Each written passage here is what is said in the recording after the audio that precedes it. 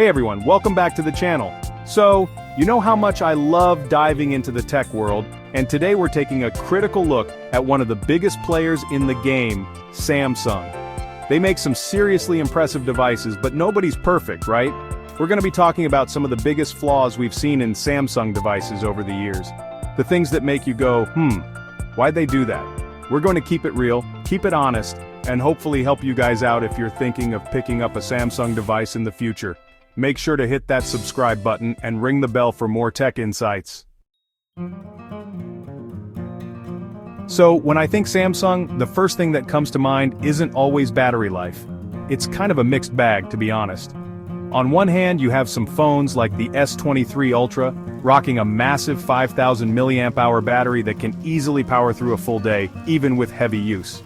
It's seriously impressive. But then you look at something like last year's Galaxy A53, and it's a completely different story. The battery life on that thing, not so great. You're definitely going to need a charger before the day's over.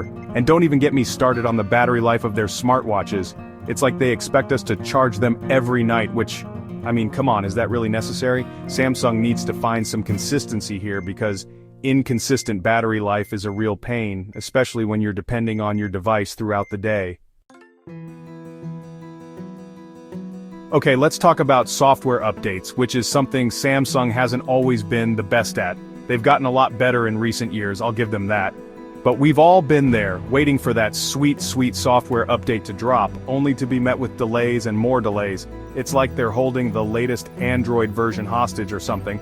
And it's not just about getting the newest features, although those are always nice. It's about security patches, bug fixes, performance improvements, all the things that keep your device running smoothly and safely. I mean, nobody wants to be rocking an outdated phone that's vulnerable to every security threat out there, right? Samsung, if you're listening, keep those updates coming and keep them consistent across your entire lineup. Now let's talk about bloatware. You know, those pre-installed apps that you never asked for and can barely even disable, let alone uninstall. Yeah, Samsung, we need to talk about that. It's like they think we need another web browser or another music player when we've already got our favorites. It's just clutter and it's frustrating, especially when you're paying a premium price for these devices. I get it, partnerships and all that, but give users the option to remove those apps if they want to. It's our phones after all. Let's keep things clean and bloatware free. Alright, let's address the elephant in the room, the price. Samsung phones aren't exactly known for being budget-friendly. They're up there with the most expensive flagships on the market. Now don't get me wrong, you're getting some seriously impressive hardware and features for that price.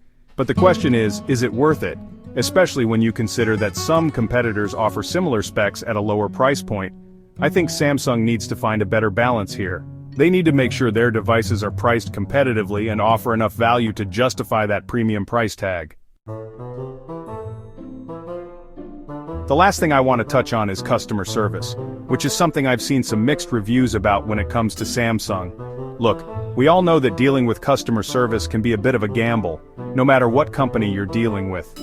But there's always room for improvement, right? Some people have had great experiences with Samsung's customer service, while others, not so much. I think Samsung could really step up their game by making it easier to get in touch with a real person, providing quicker resolutions to issues, and just generally making the whole customer service experience a bit less painful.